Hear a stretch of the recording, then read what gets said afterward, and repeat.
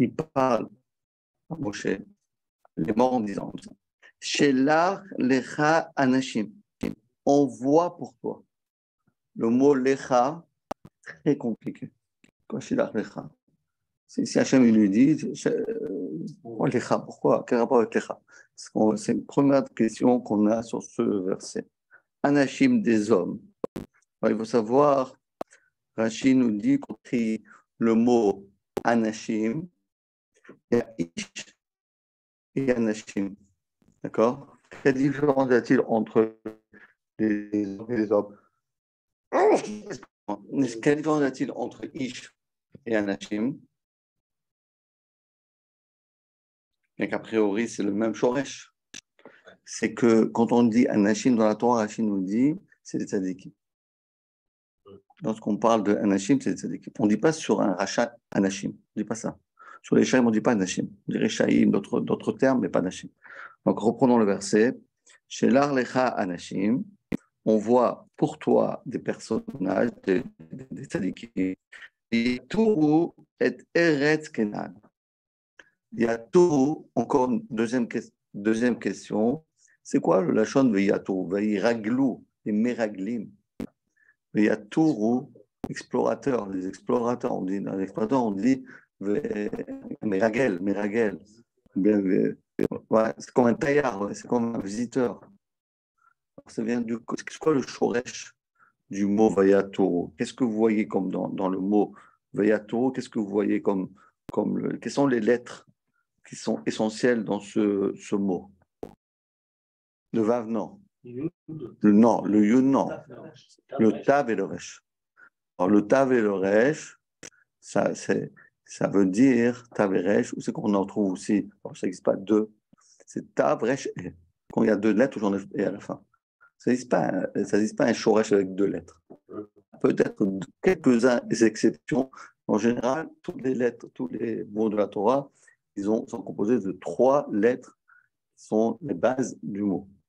Alors le mot, c'est quoi? Ça fait quoi? Tara. Torah. Il y a tout, c'est le mot Torah. C'est-à-dire, Torah, c'est les mêmes shoresh que Torah. Un peu pour dire, chez l'Ard Hanashim, on voit pour toi des tzadikim. V'yatouru et Eretz Kenan. Et ils vont transformer la terre, ils vont mettre de la Torah, Touru, ils vont mettre de la Torah, et Eretz Kenan. C'est étonnant pourquoi Moshe Rabbeinu et Hachem dit qu'ils appellent ça Eretz Kenan, puisqu'on sait qu'il a donné à Abraham, Isaac et Jacob. Pourquoi il parle de Eretz Kenan? C'est fini Eretz Kenan. Bon, les gens ils disent qu'aujourd'hui que la terre d'Israël n'appartient pas aux Juifs. Mais Hachem, quand il parle, il ne va pas se mettre du côté des Palestiniens, il va se mettre du côté d'Israël quand même. Bon, je sais, à l'ONU, là-bas, on ne peut rien faire. Mais quand Hachem, d'abord Hachem a Moshe les morts, Eretz Kenan, Eretz Israël, Eretz Avot, Eretz Abraham, Shinishbati Abraham, Isaac et Jacob. Et pas Eretz Kenan quand même. C'est quand même honteux de parler comme ça. Ça veut dire quoi? Ça veut dire que ici, Moshe Rabbeinu, il donne l'ordre aux Meraglim de rentrer en Israël et prendre cette terre et Canaan, ça veut dire la terre des 7 peuples qui sont les 7 peuples qui sont, on va dire, la déchéance de l'humanité, et de transformer de la Torah suivante. Hein? Voilà, et c'est exactement ce qu'on me dit, éclaireur. C'est vraiment le cas de dire, c'est d'éclairer c'était ça le rôle des Meraglim. Asher ani notan ibn Israël, ish echad, le mate avotav. Donc, d'accord, ish echad, le mate avotav. Un homme. Oui, ils disent ish echad. Alors, ouais, pourquoi on répète ish echad, t'as raison, les mate avotav, tishlechu. Alors, Ish Echad, explique Rabbeinu Bechaye, ça veut dire qu'il y a eu une grande réunion entre Moshe Rabbeinu et tous les Ben Israël. On dit, si tu envoies les gens de Yehuda, alors les gens de Binyamin ne vont pas être contents.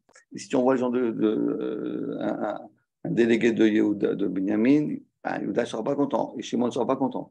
Donc, pour qu'ils ont un compte-rendu net, clair et précis de ce qui va se passer, ce qui s'est passé, ce qu'ils sont en train de découvrir, donc, ils voulaient recevoir le compte-rendu de chacun des Shvatim. Ça, c'est l'explication du Pshat. Nous explique pas le Divrachia, parce que sinon, Rabbeinu Bechaye, il dit autre chose. Il dit, parce que, regardez comment on a expliqué, le rôle de chacun des 18 tribus, c'est quoi? D'aller dans son futur pays et d'estimer, de voir, et de mettre de la Torah dedans. C'est toujours ça. Parce que les tzadikim, je vous explique que c'est une notion un peu abstraite pour nous. Les tzadikim, lorsqu'ils sont dans un endroit, ils sentent qu'est-ce qui se passe. Je vais vous expliquer un exemple. Un jour, il y avait le Chazonish, écoutez bien, il habitait à Bnei Brak. Et à l'époque de Chazonish, Bnei Brak, c'était un petit village, un petit bourg comme ça. Il y avait des champs autour de ce petit village. Et le Khadouche, il allait toujours se promener un peu, parce que pour problème de santé, il sortait dans les champs pour prendre de l'air. Et il marche, et soudain il s'arrête. C'est quoi, tu t'arrêtes? Vous ressentez pas, vous sentez pas quelque chose ici? Enfin, rien du tout, quand tu sens quelque chose. Vous ne sentez pas qu'il y a quelque chose qui s'est passé? Non. Ici, il y a 2000 ans, il y a eu un grand tzaddik qui a étudié la Torah ici, où je me trouve. Et je ressens encore la Gdusha, ce qu'on appelle dans les femmes le Réchimou. Réchimou, ça veut dire, lorsqu'il y a eu une Gdusha, quelque part, lorsqu'on a fait une bonne action, on a fait une mitzvah, on a fait une Torah, la Torah, c'est pas qu'elle est partie. Elle est partie, Shalom à Israël, fini. La Torah, c'est sûr qu'elle monte dans le ciel, mais il restera toujours de la lumière que tu as allumée, quand tu disais éclairant, elle restera toujours dans l'endroit. C'est pour ça, c'est tellement important d'étudier dans sa maison. Pourquoi? Parce que quand on étudie dans la maison, on met de la lumière. Et si on met de la lumière, même si après on ne travaille ça, la lumière elle reste, et la lumière, elle protège. À quelque part, la Gemara dit dans Seret Shabbat qu'une maison où le kol Torah nishma'ad balayla, si la nuit,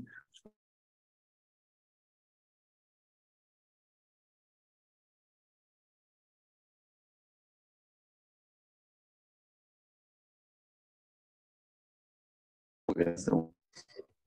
La tête. Vous avez compris? Alors, dans des Shvatim, des Nessim, qu'est-ce que vous voulez faire? Chacun allait dans ce pour mettre de la doucha. Pourquoi? Je vais vous expliquer.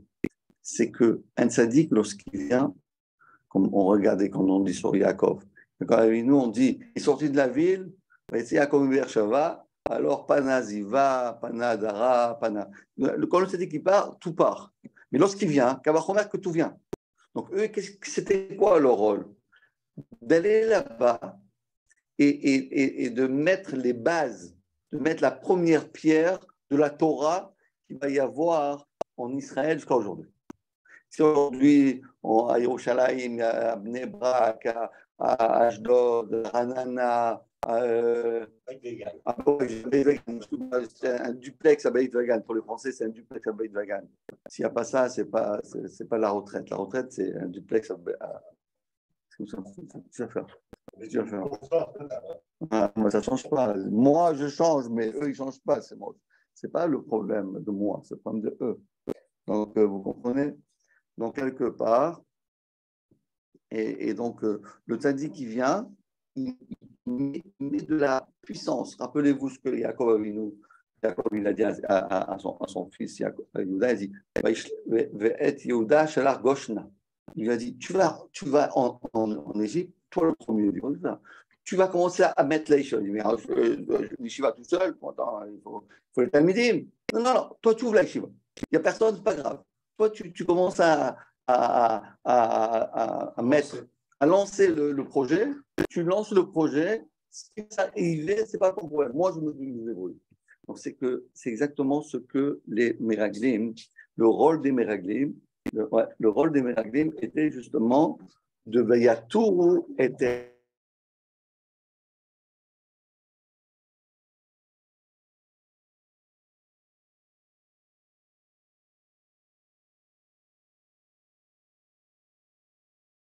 Je sais pas comment ça. Yes. Oh. D'accord? Maintenant,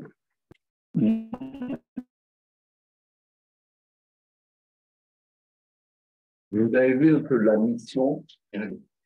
On prend des personnes qui sont immensément grandes, on leur donne un rôle d'arriver dans un endroit qui était plein d'impureté. Le Canaan, c'était le symbole de l'impureté. Et ils doivent arriver là-bas et installer et voilà, mettre les bases d'une terre de Gdusha. Ça, c'est ça leur rôle. Ça leur rôle. Comment ça fait qu'ils ont fauté? Ah ouais, très bien. Très bien. Et Très bien. Ça, c'est maintenant, pour se faire, évidemment, c'est la question qu'on va essayer de répondre. Et d'après ça, on va comprendre l'Echa et on va voir tout de suite. Mais pour ce faire, j'aurais voulu faire faire un petit résumé de ce que dit le Rabbeinu Bechaye dans Balotecha. Balotecha, il pose une question incroyablement intéressante, à savoir, on sait,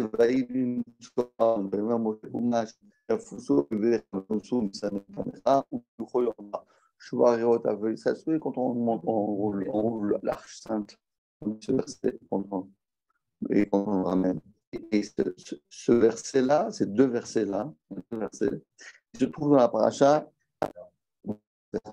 Ce qui est incroyable, c'est qu'on a mis, il y a des signes, on a mis des nœuds à l'envers. Vous savez, des nœuds, comment c'est comme ça? On l'a tourné de bien à l'envers. Et d'après la halakha, vous avez mis comme des crochets comme ça. Alors, donc, il y a énormément d'explications. Comment se fait-il que la Torah, elle met des signes? Tu ne veux pas comme ça. En plus, si tu veux mettre un noun, si tu veux faire des crochets, tu fais déjà un chaf. Chaf, c'est plus un truc que nous. Et en plus, on n'a jamais vu ça. Ces signes-là. Et en plus, c'est pas une lettre, c'est à l'envers. C'est quoi l'explication?